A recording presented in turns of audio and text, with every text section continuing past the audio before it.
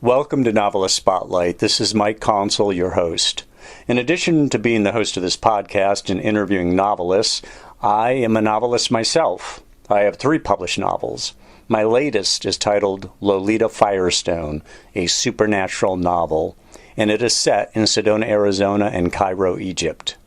My previous novel is titled Family Recipes, a novel about Italian culture, Catholic guilt, and the culinary crime of the century. And my first novel is named Hardwood, a novel about college basketball and other games young men play. And that story deals with issues ranging from depression and racism to sex, religion, and university politics. All 3 novels are listed in the episode notes. I hope you will buy them, I hope you will read them, and I hope you will thoroughly enjoy them. Now, on with our program. In the spotlight are the late legendary novelist Kurt Vonnegut and Susan Farrell. Ms. Farrell is a professor of English at the College of Charleston. She joined the college's faculty in 1993 after completing her graduate studies at the University of Texas at Austin. She specializes in contemporary American fiction and teaches a variety of courses on American literature, contemporary fiction, women's studies, and academic writing. During this episode, we're going to talk with Susan Farrell about the great novelist Kurt Vonnegut, after whom she wrote a biography and is at work on a second book about the author. She is also a founding member of the International Kurt Vonnegut Society. Her research during the past few years has focused largely on American war literature. Obviously, Kurt Vonnegut, one of the people who wrote about war in very different terms than so many other authors. And her most recent book is called Imagining Home, American War Fiction from Hemingway to 9/11. Susan Farrell, welcome to the program. Thank you, Mike. I'm very happy to be here. Well, I'm so pleased to have you. I booked you some months ago, and I've been waiting for this one to come around. I'm obviously a Kurt Vonnegut fan. I was telling you before we started recording that I've read one Kurt Vonnegut biography. That's And So It Goes, and I devoured it.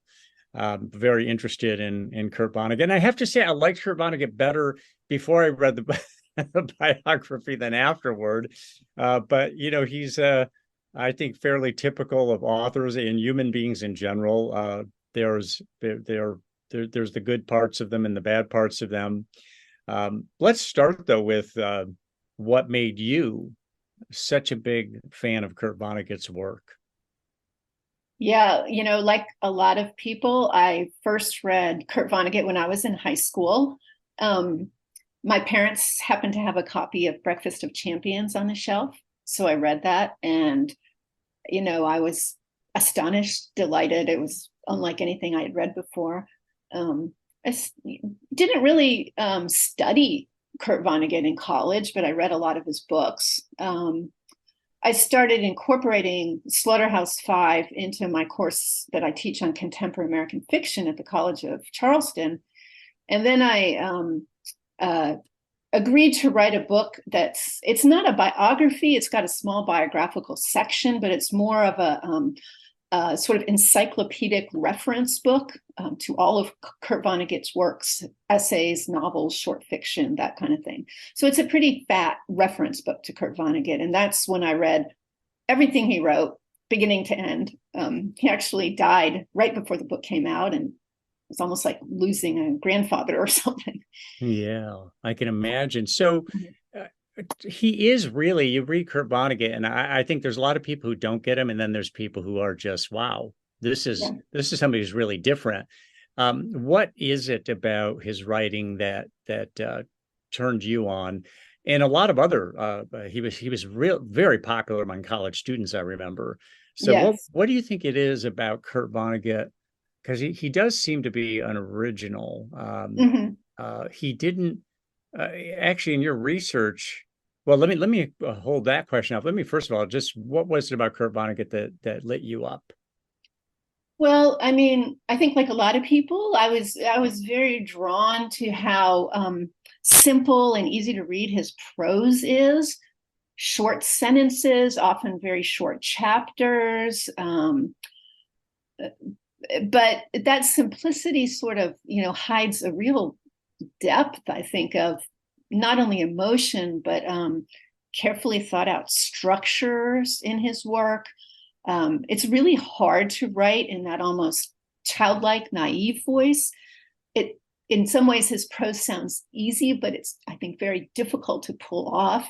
And there's a certain just originality, I think, in the language he uses, the way he describes things that you might not expect to hear in literary fiction.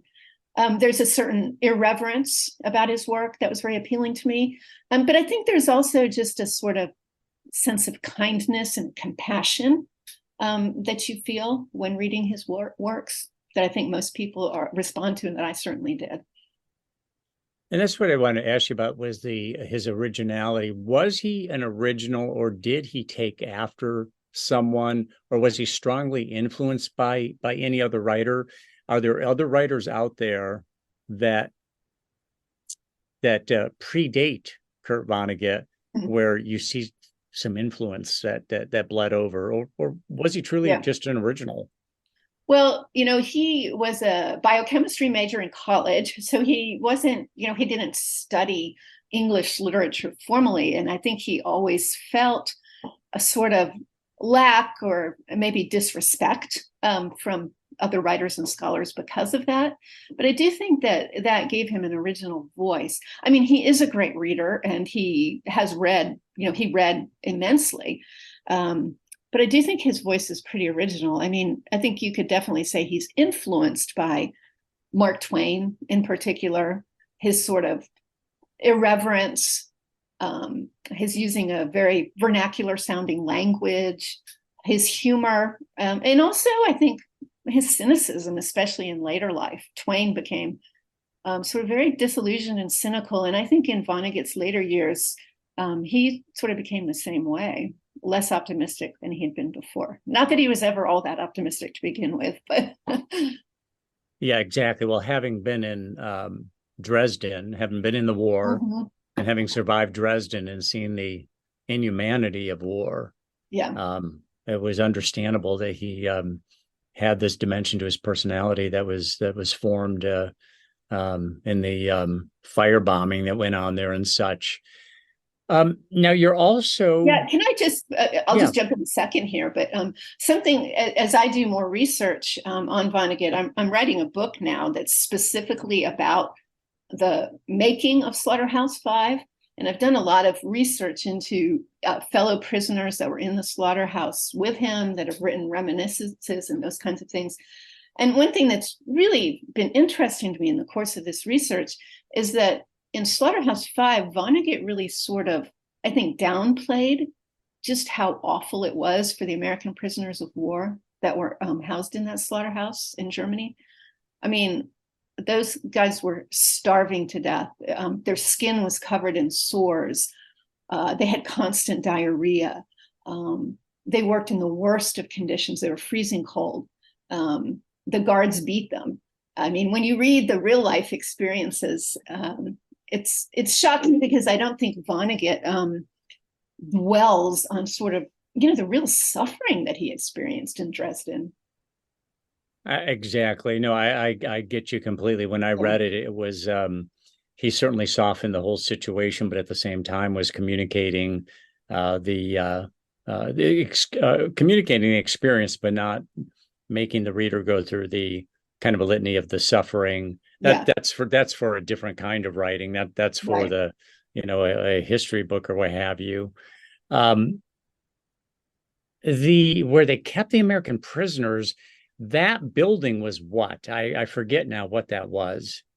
It was a slaughterhouse. It was an animal slaughterhouse, right? An animal slaughterhouse. Where they were housed was in what used to be pens, where they kept the animals, as sort of a concrete building where they put the animals inside at night. And that's where they had bunk beds there. When the actual bombing occurred, which was on the night of February 13th, 1945, the men were actually taken out by the guards and led to a slaughterhouse that was adjacent to their quarters.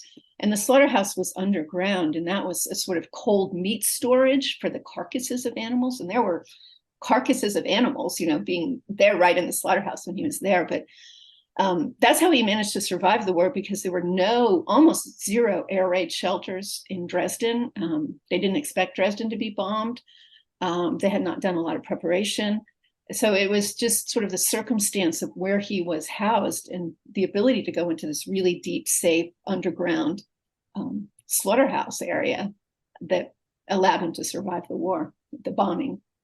Yeah. Only to emerge from there and see the horror of what was visited upon Dresden. Mm-hmm. So now you are the founding member of the International Kurt Vonnegut Society. Yes. Talk about the organization. What's its purpose? What does it do?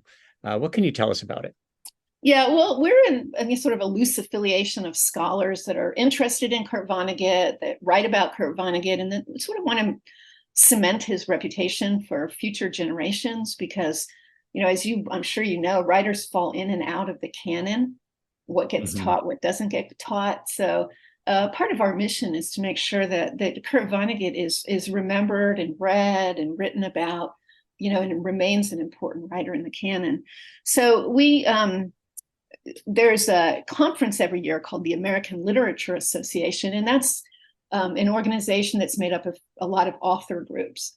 And I noticed there wasn't a Kurt Vonnegut group. So in about 2007, I started sending out email notices to all the Vonnegut scholars I could find and saying, would you like to come to the conference and start this, get started with this Vonnegut Society? So our aim is to educate people about Vonnegut. We do meet every year to present papers on Vonnegut. We maintain a website that includes research on Vonnegut, information about him, events coming up, that kind of thing. Now, when you say a paper, like papers on Vonnegut, what do you mean by that? Do you mean these are scholars who have written a paper about Kurt Vonnegut? They've done some research and are focused in on some particular aspect of the author? Yeah, that's it exactly. I mean, these are mostly college professors. So oftentimes when you're writing a scholarly article about an author, you'll try it out first at a conference. You'll write a conference paper, which is a little bit shorter. Everybody at the conference will read the paper. They can comment on it, give you feedback. So it's specialized, some aspect of Kurt Vonnegut's work or life that these papers will talk about. We usually have a theme or a suggested couple of themes at the conference that we might focus on. One of the ones upcoming is like Vonnegut and ecology, for instance. So it's a good way for scholars to sort of test out their work and get feedback from other scholars before they submit an article to some kind of scholarly journal for publication. So Kurt Vonnegut won many awards during his career, but never, to my knowledge, never the Pulitzer or the National Book Award. Nope. Was he ever a finalist for those awards, to your knowledge? I think he was probably longlisted for those awards. He did win. He won at least 2 Hugo Awards, which is sort of the biggest award for science fiction writing. He won Nebula Awards, which are also in science fiction. But yeah, he never did win National Book Award or Pulitzer or Nobel Prize, even though there was sometimes talk of him, being up for those awards. But yeah. Well, when you say science fiction, didn't Kurt Vonnegut kind of bridle at the idea that he was a science fiction writer? That he actually said, people put me in the science fiction section of bookstores, but I'm not really a science fiction writer. Do I have that wrong? He started out early, sort of as more of a science fiction writer. His first 2 novels, Player Piano is his very first novel and sort of a dystopian novel. Sirens of Titan, his second novel, is set on a moon of Saturn called Titan, and involves space travel and those kinds of things. So I think early on he was pegged as a science fiction writer a little bit. And I don't think bridled at it might be a little too strong. I think he did say in a famous essay that being labeled a science fiction writer was like being like your work belonged in a urinal or something. But he said also that he he thought people should write about technology in their works. He said, how can a contemporary writer not write about refrigerators and things like that? That there was sort of a fear of technology in contemporary sort of literary fiction that he thought was foolish. But yeah, he sort of worked to get pulled out of that science fiction drawer. And certainly, by the time of Slaughterhouse-Five, his reputation had changed quite significantly. I mean, some of his earlier works were published as trade paperbacks that had like lurid covers of half-dressed women and aliens and things like that were sold in bus depots and those kinds of things. It's very cheap paperback editions. And it wasn't until later in his career that some of his earlier works got picked up and re-released in hardback covers, and which gave them a little more respectability.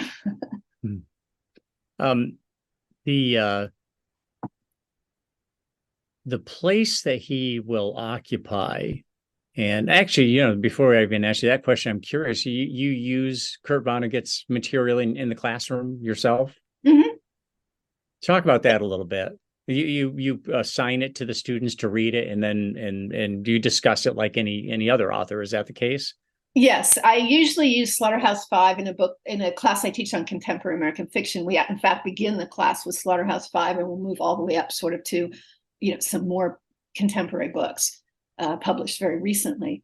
But I've also taught classes on 20th century American war fiction. And in those classes, I'll sometimes have a unit on Hemingway, a whole unit on Vonnegut, a unit on Tim O'Brien, who writes about the Vietnam War, and then maybe a unit on 9/11 or sort of post 9/11 sort of war literature.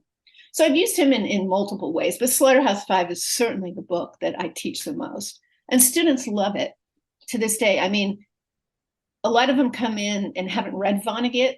It used to be 20 years ago that everybody had read Vonnegut, but that's not really the case anymore. But students really, really appreciate his work. And it's often, the favorite thing that we'll do in the course of the semester. What about Kurt Vonnegut's place in literary history? Can you kind of assess that? I mean, I know that authors some of them fade very quickly, others do not. Obviously, you and other professors are looking to keep his star aloft and bright. Is there a statement to be made about his place in literary history? I think so. I mean, several scholars have written about the fact that in the 70s, especially, Slaughterhouse-Five was a big hit, but he wasn't taken as seriously as a sort of literary writer, and by scholars or the sort of university community. And that was for a number of reasons. First of all, he was seen as sort of a cult writer. Some people argued that he appealed only to sort of the minimally intelligent young. That's actually a quote from a review of one of his books. And he was sometimes seen as sort of too simple, too accessible, too popular to be serious literature. I really think all that is changing, certainly. I feel like, especially since his death in 2007, that there has been just a sort of flood of very serious scholarship about Vonnegut that takes his writing very seriously and would put him on the level of writing serious literary fiction, even though it's fiction that's humorous and that's accessible. So I think his reputation is sort of changing, for the better. Well, I certainly consider his writing to be experimental or avant-garde. Simple sentences, but the overall story is there's more complexity there. I mean, you alluded to that earlier. Yeah. It's not the easiest stuff to follow. What is he saying? I mean, you really need to suss out what he's communicating, because he does not he's not following a hard narrative or plot, and by any stretch. That's very true. I mean, Slaughterhouse-Five is a great example of that. It's very easy to read sentence by sentence. There's no difficult words.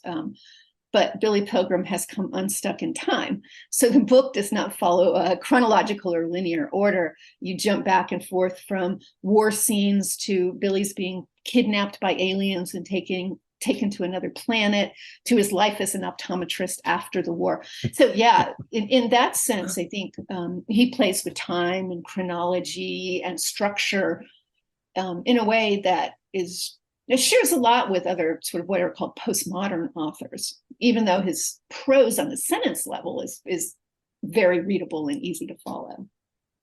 Now, you mentioned technology and how he said, we shouldn't be afraid of technology. We should have technology in our books because it's all around us these days. Yeah. And remember that our listeners should remember that, many people don't know that he worked for General Electric and was a copywriter for them, a public relations writer for General Electric. So he was surrounded by advanced technology and learned a good deal about that. And he was writing his fiction even as he was still working at General Electric before he decided to leave. And I believe at that time, when you would write magazine articles, you could make quite a bit of money writing magazine articles. Yeah, that's true.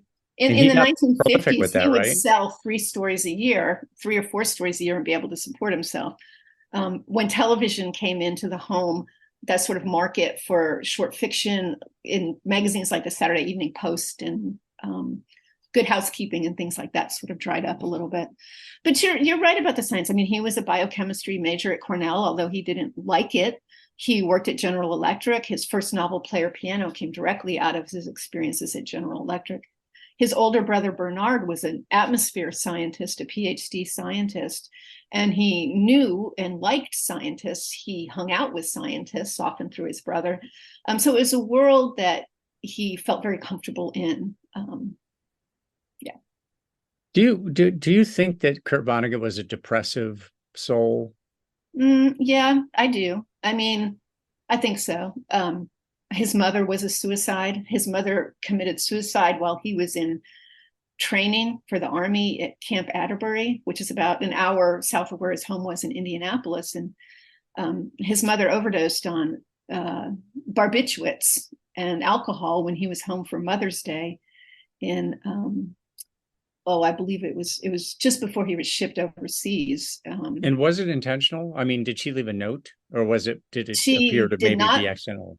She did not leave a note, and the newspapers reported it as accidental, but Vonnegut has written in many essays that he believes it was intentional and that he calls it a suicide. So that's what the family believes, even though it was sort of hidden when it occurred. Now, do you know his daughters? I don't know them personally, but yeah. Have you talked with them about any of the work you're doing, or has that not been necessary? It hasn't really been necessary for me to talk with his daughters because, again, I haven't done that much biological work, biographical work. Sorry about that. The book I'm working on now really focuses on the writing of Slaughterhouse-Five. And it doesn't go much beyond about 1970. His daughters were still, they were born in late 40s, early 50s, and his son, Mark, same age group. But because it's not really a biography of a person, my book that's upcoming is more of a biography of a book in the making of the book. It's got a lot of information about what it was like to be a prisoner of war in Germany. It's got a lot of information about the Dresden bombing and why that happened and what it entailed. It's got a lot of information about the strange historiography of Dresden. So I haven't really felt the need, I think, to actually contact his children about their experiences growing up, particularly. So the story on Kurt Vonnegut is that he had his home office where he would write. He'd be in there for hours a day, oftentimes. But when he would come out to play, when he wanted to take a break, he'd come out and he would be like a child. He would run around and kick the ball and play tag, and he was very childlike at the same time, which his children loved, is my understanding. They loved that, but he was often very grouchy. and hold it down out there. I'm trying to write in here. How can I get any work done? I mean, I think that's true, but I mean, he, as you know, as Charles Shields points out, he had a huge family, his own 3 children. And when his sister died of cancer 24 hours after her husband was killed in a commuter train crash, Kurt and his first wife, Jane Vonnegut, adopted initially the 4 boys of Kurt's sister, Alice. Eventually, the youngest, who was a baby, went to another family and another relative in Alabama, but they raised the 3 boys of Alice along with their own 3 children. So it was this big, loud, boisterous house in Cape Cod. Apparently, it was the center of, the kids' activities. Their friends would come over and hang out. So it was sort of a crazy, chaotic sort of place. And yeah, you're right. I mean, he would try to carve out time for himself to work. And I think, like anybody, could be pretty grumpy when he was working. With any writer, I'm sorry. I like with any writer, you had those, you're trying to do brilliant work, and he did a lot of brilliant work, but only a fraction of what you produce is going to be brilliant. I'm sure there's a lot of frustration in that he just didn't feel like it was coming, not to his satisfaction. And then there's noise in the background, or somebody's knocking at the door saying, "Dad, can you come out and play?" or Uncle Kurt. I'm glad you reminded us, though, that yes, so his sister's dying of cancer. His brother-in-law dies in it was a train or car accident? It was a commuter train crash. Train accident. And then she dies just hours or days later. Yeah. And he took the children, which, being a good sibling and doing the right thing, took those children on. So he had, 6? He had 3 of his own and 3 of his sisters? Yeah, for about a year, they had 7 children. But eventually the youngest 2, there was a big age gap between Alice's older boys and her youngest one, who was a baby. So eventually other relatives came and took care of the baby, but they did raise those 6. Interesting. So, and he was living, you said Cape Cod? Yeah. In Cape Cod. Okay. I mean, his home actually sounded like a lot of fun. All children running around, having a good time and bringing their friends over and all that. What a great childhood it sounded like. And then when dad or uncle comes out to play, and acts like a child himself, I'm sure it was just a great time. Now, you mentioned his first wife, Jane, who was, my understanding, she's very devoted to him, devoted to her family. He eventually divorced her because he met another woman, is my understanding. Is that right? Well, according to Kurt Vonnegut himself and letters he wrote, he says that he and Jane were growing apart, especially after the children had grown up and left. There wasn't as much holding them together. And Jane also developed an interest in both sort of New Age spirituality and Christianity. And she became sort of a born-again Christian, and she dabbled in transcendental meditation and things like that. And I think that going in that direction for Kurt, who was sort of an agnostic, a free thinker, he's written about the fact that they went in these very separate directions. So, the way he writes about it, they were already pretty estranged and having problems before he met Jill Kremitz, who would become his second wife. And he was working with Jill in some capacity. Is that right? Is that how they got close? He wrote a play called Happy Birthday, Wanda June that was produced on Broadway in, I think, late 1970. So he was up in New York a lot doing, attending rehearsals, sort of finalizing the play. And she was a photographer. She actually had been a photographer in Vietnam, interestingly enough, but she sort of switched to portraits of writers. So she was on the set of the play doing some photography, and that's how they met, was on the set of Wanda June. So Vonnegut's career spanned more than 50 years. He published 14 novels, 3 short story collections. Is that wrong? Is it not 14? No, 14 is correct. Yeah. And then 3 short story collections, 5 plays, and 5 nonfiction works. Yeah, he, given the length of his career, that doesn't sound especially prolific. But it's not anything to be sneezed at either, especially since he was so successful, particularly with his novels and short stories, maybe the plays as well. I'm just not familiar with the plays, but it does seem that he spent a lot of time honing his craft, and that he didn't really let go of what he was working on until he really felt it was ready. Yeah. One interesting thing, I was just in the Vonnegut archives at the Lilly Library in Bloomington, Indiana, which holds Vonnegut's papers. And one thing I was particularly interested in was early drafts of Slaughterhouse-Five. And there are at least 20 drafts or fragments of drafts that just changed dramatically over time. He just worked on that book and wrote it and rewrote it and rewrote it. Originally, there's no character named Billy Pilgrim. The sort of Edgar Derby character is more the main focus of the book, although he's got a different name. So the drafts just changed tremendously, when he was in the most serious phase of working on it, which was probably around 1963 or 4, up until when it was published in 1969. So yeah, he worked and reworked things quite a bit. And all of his novels were succinct. Correct. I mean, he wasn't writing 700 or 1,000-page tomes. Yeah. He was writing 200, 250-page novels, roughly. Exactly. So is there anything about the fact that he always kept his novels very manageable, one might say? A lot of people are intimidated by long, big books and thinking this is just too long an engagement. Kurt Vonnegut really gave you a piece of work that could be absorbed in a respectable amount of time. And I think a lot of people would reread his works as well. Yeah, exactly. Yeah. I mean, he always said in Slaughterhouse-Five, he says his novels are in the style of, Tralfamadorian novels, that they're like short telegrams strung together.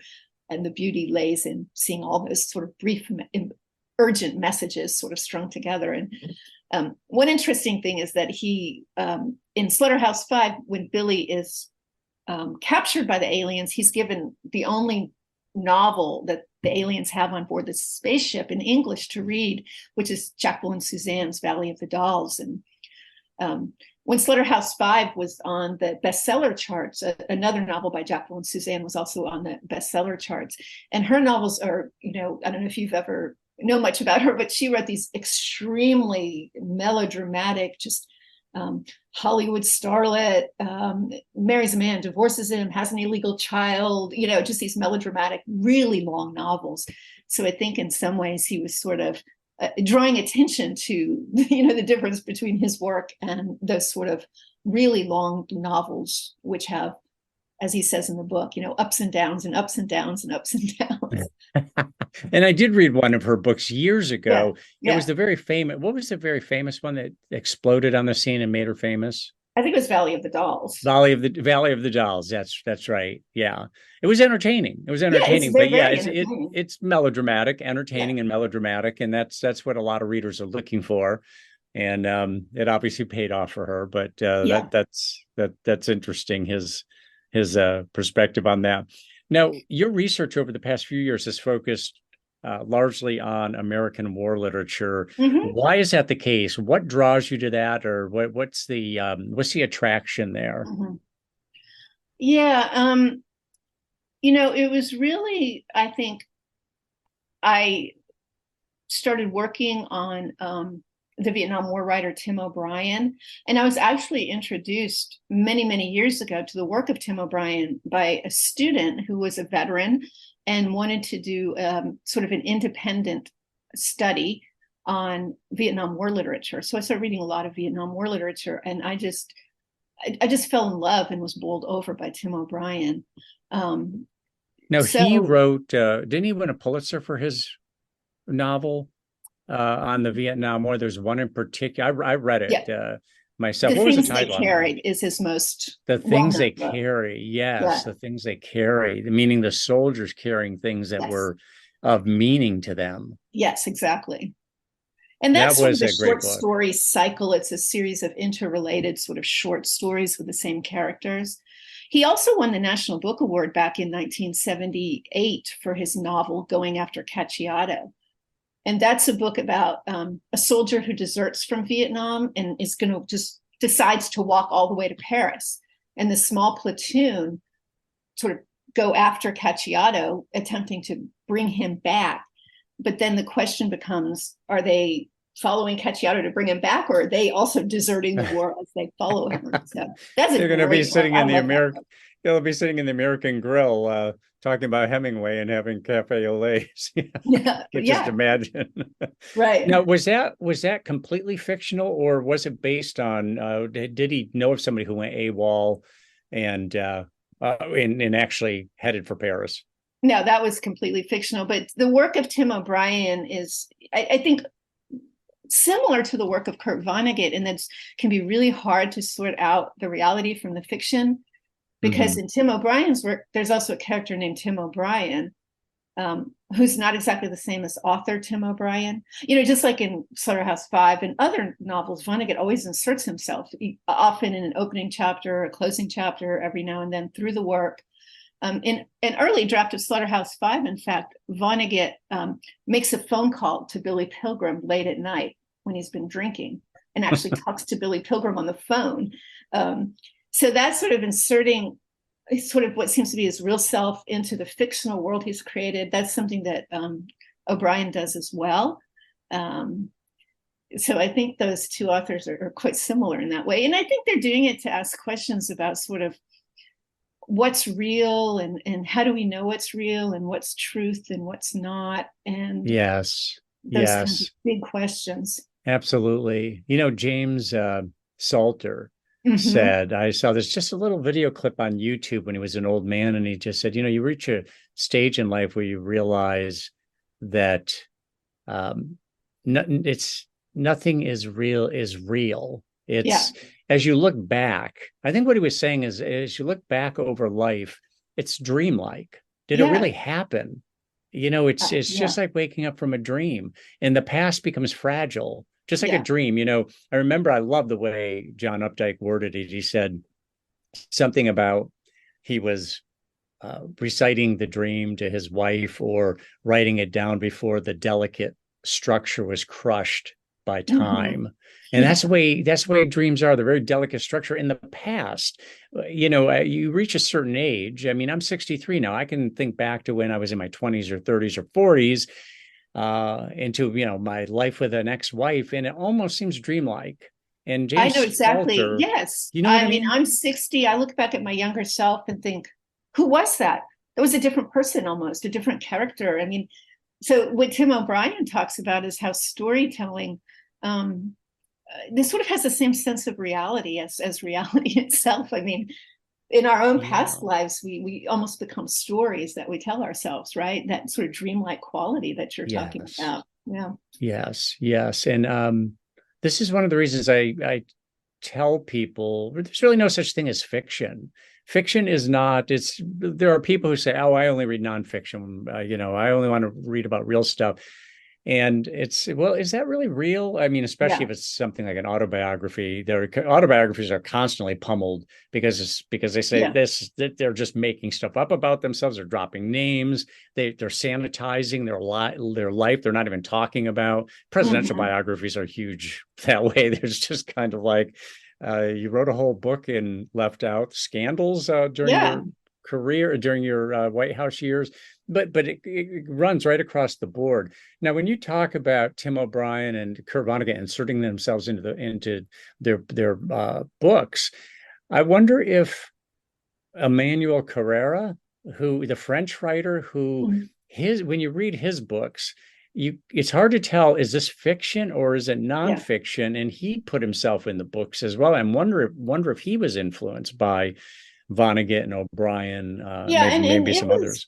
It was larger than Vonnegut and O'Brien. I mean, during the 60s and 70s, during the period that we usually refer to as postmodernism, I mean, Norman Mailer put a sort of fictional version of himself named Norman Mailer into his book about the March on the Pentagon.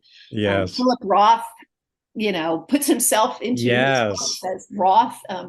So that idea of sort of mixing up or troubling the relationship between what's real, what's history, and what's fiction, I think is something that generation of writers was very much trying to do. I mean, they wanted to, I think, undo the binary, our belief that history is real and factual and that fiction is not, because that's sort of a naive belief, because how do we get to history except through representations of history? Yeah. And then, if you're a fiction writer and you write something, the critics are always saying that it's autobiographical. Right. And it's hard to argue that it's not necessarily autobiographical, but your own life experiences are the raw materials from which you mine it, and then you turn it into a piece of literature, or even just a piece of pop fiction for that matter. It's hard not to say that there isn't a whole lot of reality in there, or it's a fictional character who's representative of millions of people around the world who have gone through that. If you write about somebody who's suicidal, depressed, suicidal, a wandering soul, well, that's as real as anything. There's millions of people out there who are lost and depressed. That's exactly true. Yeah. It's sad, but it's it's all part of that mosaic of life. It's all part of the richness of life, and we don't always people often have trouble dealing with it properly. So interesting. So the book you have in progress on Kurt Vonnegut, again, talk about that one. What's the title of it? The book's called The Good War and the Lousy Little Book. The Making of Slaughterhouse-Five. How did you research that and all? I mean, you went back, you were saying that you went to Bloomington. Why does Bloomington have the papers? Did they just bid on it and they outbid everybody? Well, I think Vonnegut, he felt very strongly about Indianapolis as sort of being his hometown, and that his all his forebears are from Indianapolis, for 100 years. And, he talked often about the great education he received in the public schools in Indianapolis. I mean, in high school, he was a reporter on a daily newspaper, a newspaper that published every single day out of a high school. So he had a lot of fondness for his Indianapolis upbringing. So I think he wanted his papers to stay in the Indianapolis area. So it made sense that he wanted them to go to Bloomington. But yeah, most research libraries do pay authors, and they talk to authors that many libraries might give the authors bids. And it's not always the money that makes someone decide. There might be other reasons too, how accessible they're going to make the papers, how they're going to keep them. If there's sentimental reasons for them being in a certain place, an author would probably take that into consideration, which I'm sure Vonnegut did. Yeah. So what is your method like for this book? You were looking at earlier drafts, so you kind of understood the evolution. Yeah. What other aspects do you bring to it? Well, I talk a little bit about Vonnegut's Indianapolis upbringing. So I've done a lot of research into what Indianapolis was like in the 1920s and that kind of thing. And but probably the bulk of my research has been into the experiences of soldiers that fought in the Battle of the Bulge, the experience of soldiers in the 106th, which was Vonnegut's division. There's a lot published now by other survivors of Slaughterhouse-Five and their experiences. I read a lot about the bombing of Dresden and why it was done and how people felt about it and the purpose behind it. And perhaps the sort of really most interesting part of the book is this sort of history of Dresden has been very troubled, because in Slaughterhouse-Five, Vonnegut says he relies on a book by a British historian named David Irving called The Destruction of Dresden that was published in 1964. But that book was later shown to be error-ridden. Irving greatly exaggerated the number of people killed in Dresden, the number of civilians killed. Irving himself became a Holocaust denier. He was arrested in Austria and sentenced to 3 years in prison because he wasn't supposed to go in the country because he was a Holocaust denier. He sued an American historian over presenting him as a Holocaust denier, and that was actually made into a Hollywood movie called Denial. So the whole story of how we know about what happened in Dresden and how that's changed over the course of the years since it's happened has been really fascinating as well. At what stage, I don't know if this question is even answerable, but at what stage do you think Vonnegut hit his apex as a writer or novelist? Yeah. Because, oftentimes you see somebody comes out with a hit novel, does very well with the first one, and then it's kind of downhill from there. Others, you see them just progressing over time as their technique and their skill improves. Yeah. For me, honestly, it's often a writer's third or fourth novel, third through fifth. It's sort of the apex. And I sort of think that's true for Vonnegut. I love Mother Night. That was his third novel, was published in 1961, I believe.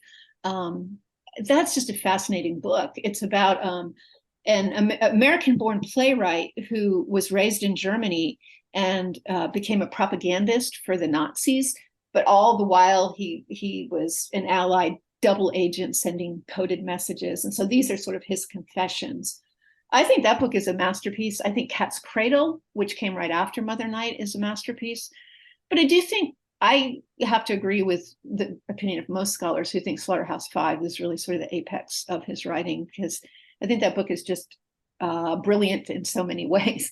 And I mean, I like books that came after, but I don't think he ever sort of reached that height of Slaughterhouse-Five again.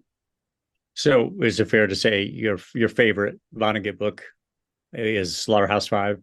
Yeah, with close second and third, probably being Mother Night and Cat's Cradle. Yeah.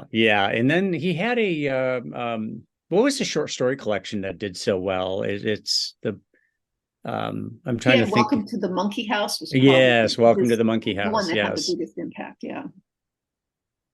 Oh, here's another thing I remember from the biography that I read, is that he was a college writing instructor for a while. Mm-hmm. And the students loved him because he encouraged students to take chances and when they do experiment. And that was not the case with most professors. Now, you made the point that he was never trained formally. Right. And then, so he didn't have that straitjacket on. And there's so many literature professors who would say, well, that's just not how you write it. That doesn't have the right tone. And that might be the case, but then, you're just kind of going to sound like everybody else. Yeah. And Vonnegut seemed very open to, do something different, experiment, let it fly. I think especially when he was at the Iowa Writers Workshop, that he was a great teacher. I mean, he's got some of the most charming assignments that he gives his students. He will address his students in a 3-page assignment, and he'll address them as beloveds.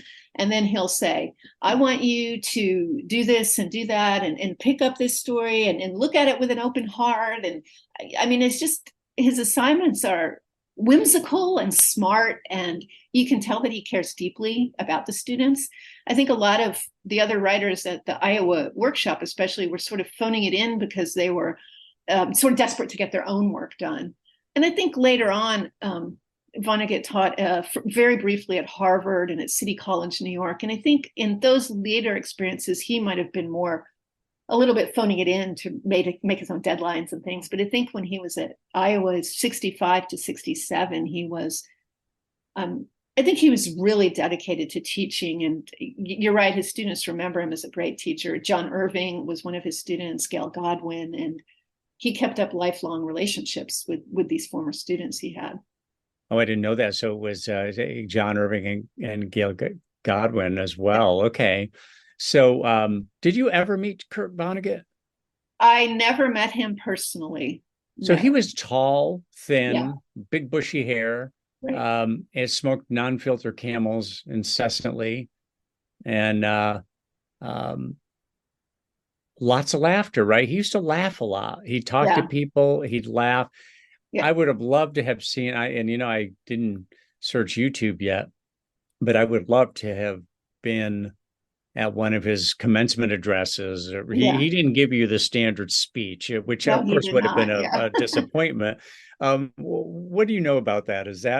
Do you have any knowledge around how he approached his speaking engagements?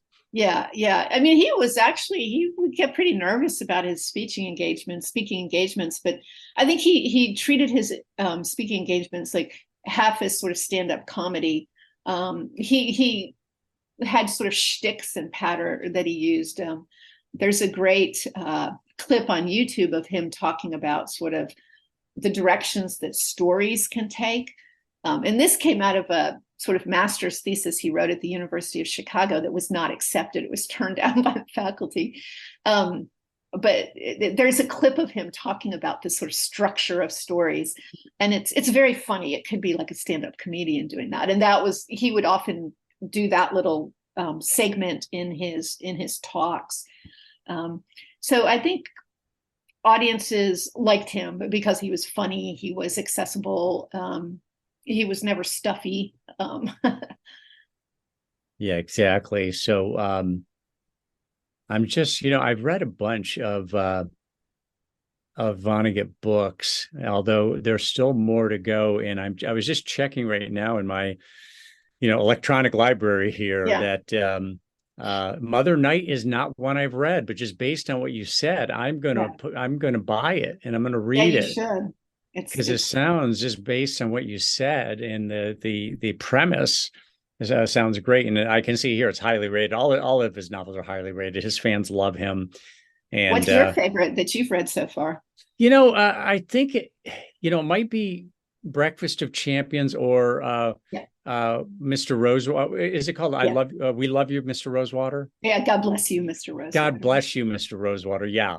But I don't know, Mother Night. I'm gonna dive into that. And of course, I've read Slaughterhouse-Five as well, and that's just endless references to that book.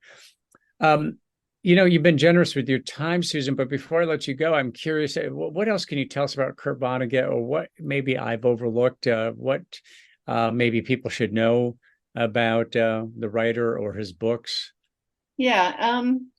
He was, I think one interesting thing that happened after he became famous, when Slaughterhouse-Five was published, he was almost 50 years old, and he was 47, 48. And that book he became sort of an icon of the counterculture in the early 70s, because Slaughterhouse-Five was published in 69.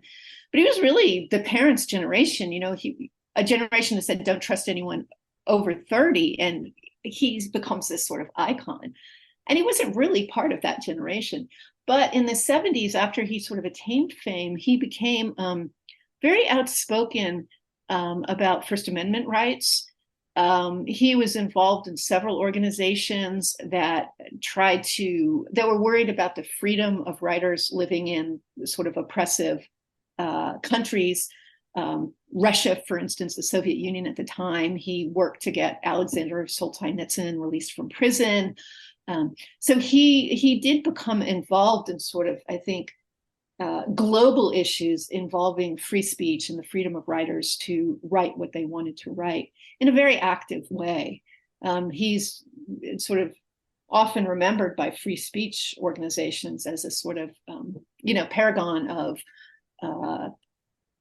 a champion of sort of First Amendment rights and free speech. His books were banned quite a bit, and he often wrote letters to the school board, or that was banning his book. So that's an interesting aspect of him, his sort of public persona as a champion of free speech and First Amendment rights. Yeah. Well, it goes with the profession. It's great that he lowered his shoulder to that subject, and a lot of writers do. I mean, a lot of writers end up getting their works getting banned, or so nowadays it's amazing that now in modern era we still see this stuff going on, and it's just deplorable. Yeah. To our listeners, I'm going to have a link to Susan Farrell's website at College of Charleston if you'd like to learn more about Susan and her work. And I also will have a link in the episode notes to the Kurt Vonnegut Society, International Kurt Vonnegut Society, which Susan is the founding member of. So you can learn more about Kurt Vonnegut if you're not already familiar with him. Of course, there's just scads and scads of material out there, including Susan's books, and then there's biographies and and just as even Wikipedia or what have you to get a good primer.